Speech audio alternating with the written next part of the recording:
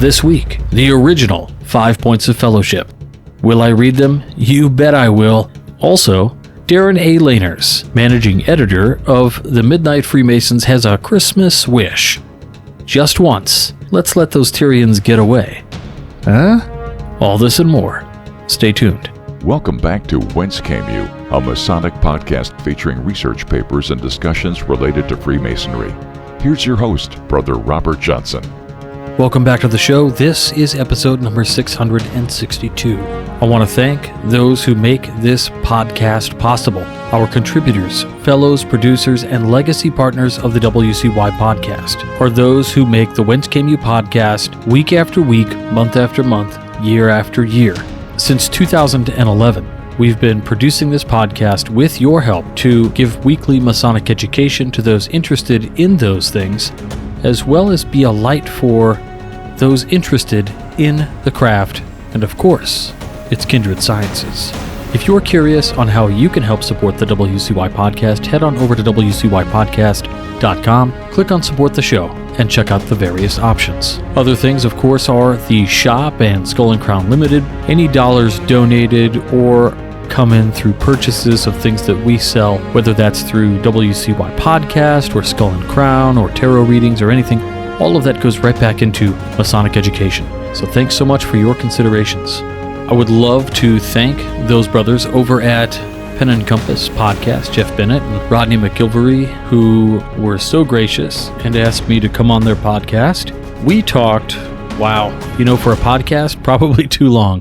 I think they're going to split it up into a couple episodes, but I want to thank those brothers who take the time to listen and think about what we talked about on the show, as well as anybody who has questions. Feel free to hit me up at any time. They've got a great podcast going on over there, and I'm really excited to have been a guest. I'm also excited to be a keynote speaker at the conference that they've got coming up, which is, of course, the San Antonio Esoteric Summit. That's on Saturday, June 7th, likely the week before Esotericon. So go to one of them, figure it out.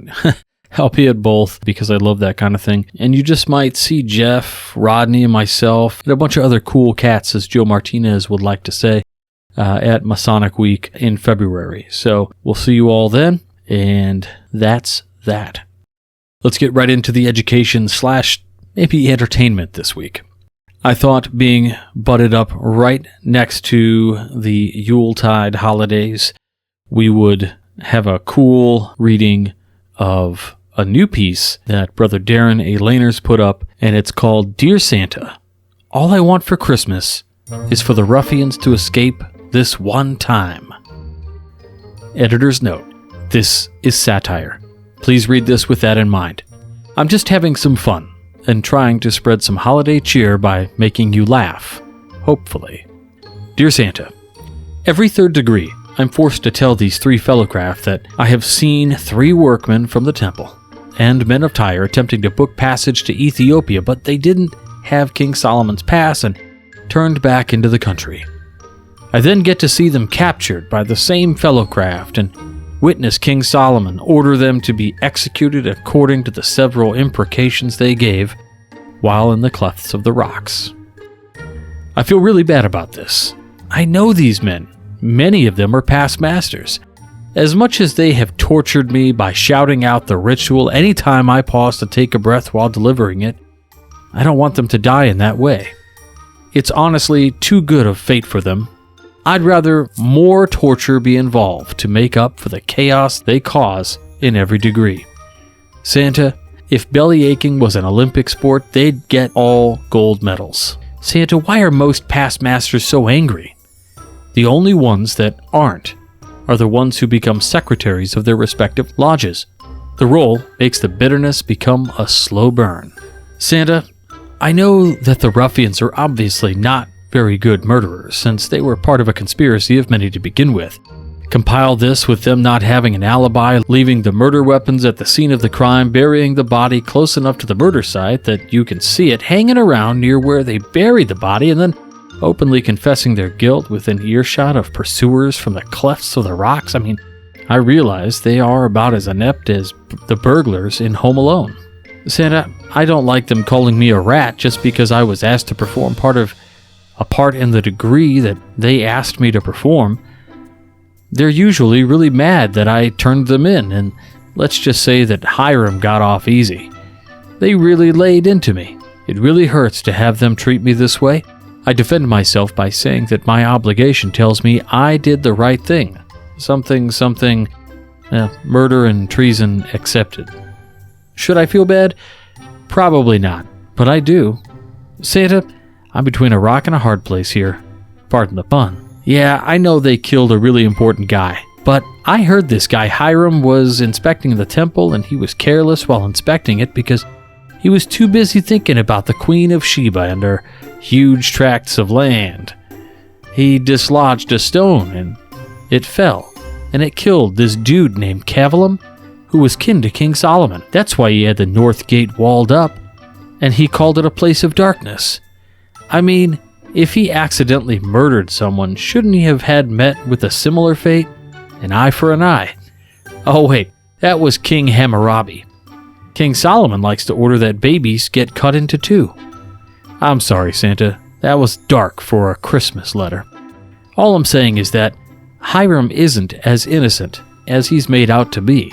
Santa, I also heard this King Solomon dude had this Hiram guy whacked because he was too familiar with the Queen of Sheba. Shouldn't we be holding King Solomon accountable for his murder?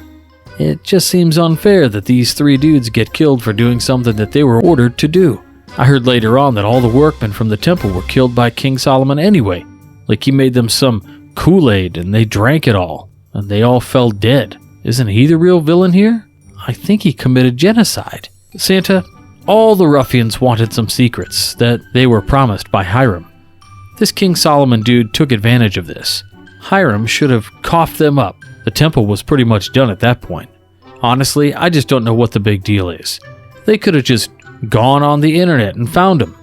It would have saved me, them, and Hiram a lot of hassle. Please, Santa, just this once, Santa, can we let them live? That way, I won't be a narc. Unlike those employees at the Holy Royal Golden Arches. I hear they'll turn anyone in.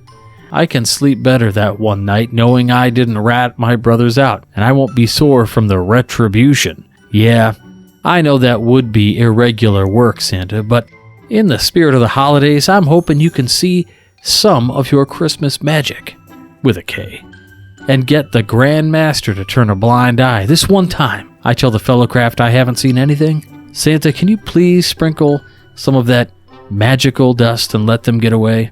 I'd sure appreciate it. Or at least, let me be the second fellowcraft. I know that part as well. Then we can let someone else be the narc, and my conscience is clear. Signed, A Wayfaring Man. Darin A. Lahners. Darin A. Lahners wishes everyone a Merry Christmas, a Happy Hanukkah, joyous Kwanzaa, festive Yule, and more generically, a happy holiday season, if you don't fit into any of the above. All right, Darin, you've had your laughs. That was pretty good. Highly enjoyed. The Masons out there really like that. If you're ever interested in some of the little theories there that are put forth within this piece, there are hot links in the article that'll take you back to reading those original articles. One of them was called Uprock's Style Masonry, which was one of those websites that flooded the social medias way back in the day that had all kinds of clickbait and wild titles to their articles, and when you'd click in, there would be some mundane fact. But what I had decided to do at that point was essentially write an article that was pretty clickbaity, but also had the facts to back it all up. So it was a fun article to write, and you can get out there and check it out. Anyway, the next piece I have is a short piece that I'm going to read out of the Square and Compass. Now, I've read from this many times before. It is, of course, a journal of masonry that was established in 1892. This particular issue I'm reading out of, the actual paper issue here, is May 1937.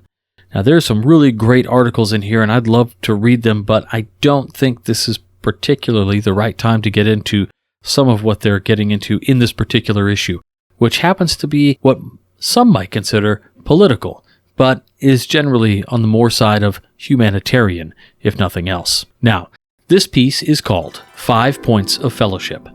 The ancient Freemasons were sometimes called Atoll Freemasons because they were presided over by the 3rd Duke of Atoll as Grand Master in 1771, and by the 4th Duke in 1775 and 1791.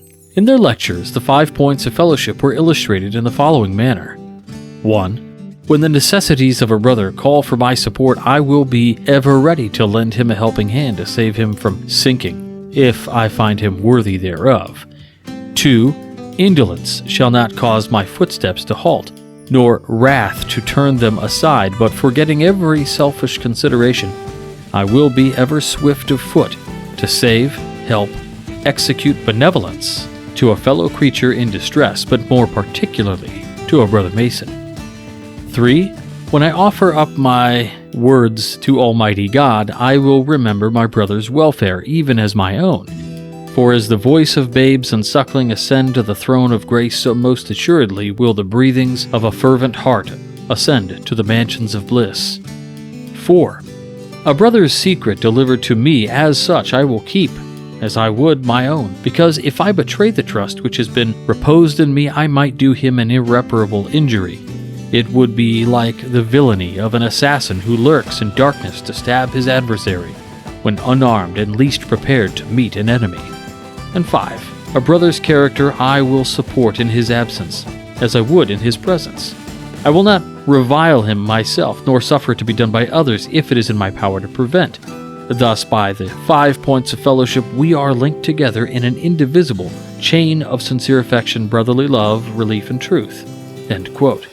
There is no doubt that the changes found in the latter works are innovations which sprang up at the Baltimore Convention in 1843. The enumeration given above is the old and genuine one, which was originally taught in England by Preston, by American Tyler Keystone.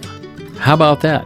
I'm sure when I started to read this, you may have thought, oh my God, he's going to be reading parts of the esoteric work, or rather the ritual work, which is printed here in Illinois anyway, doesn't constitute any secret work. But what was funny is that, you start to read this and you realize, oh, this is not what we're used to at all.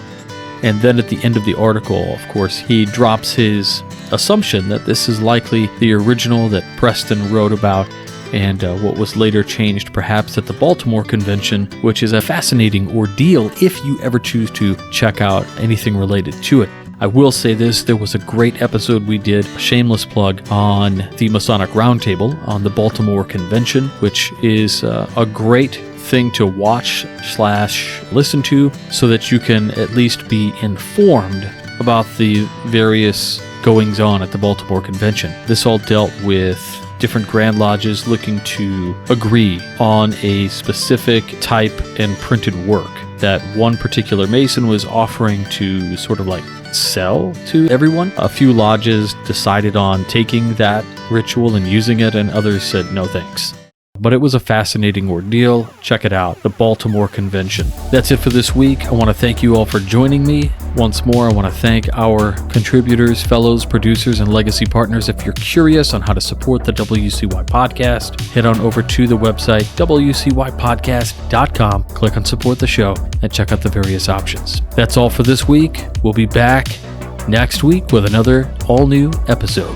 Until then, stay on the level. And for Whence Came You, I'm Robert Johnson. Take care.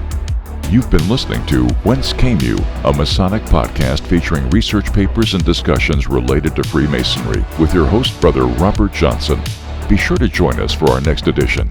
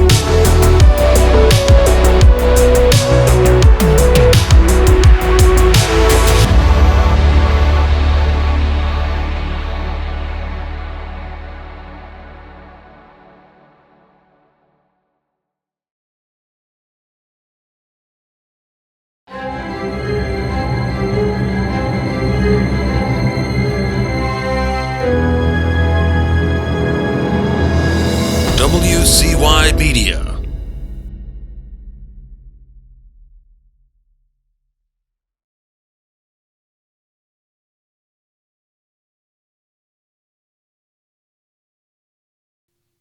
Why, that's BBS rock.